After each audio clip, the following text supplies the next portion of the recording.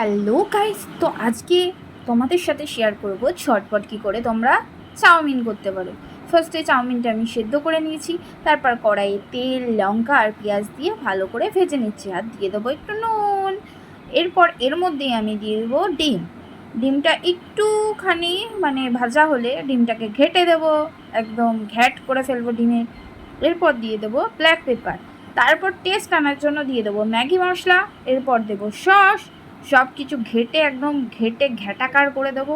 তো এর মধ্যে আমি দিয়ে দেবো সেদ্ধ করা চাউমিন দিয়ে ভালো করে নেড়ে চেড়ে নামিয়ে নেবো। তাহলেই কিন্তু আমাদের চাউমিন রেডি। কি চটজলদি হয়ে গেল না? চাউমিনটা জাস্ট অসাধারণ খেতে হয়েছিল। এরকম তাড়াতাড়ি তোমরা শুধু একবার বানিয়ে খেয়ে দেখো কেমন লাগে। আমার তো খুবই ভালো লেগেছে খেতে, তোমরা দেখেই বুঝতে পারছো। তো এরকম ভিডিও করতে আমাকে ফলো করো।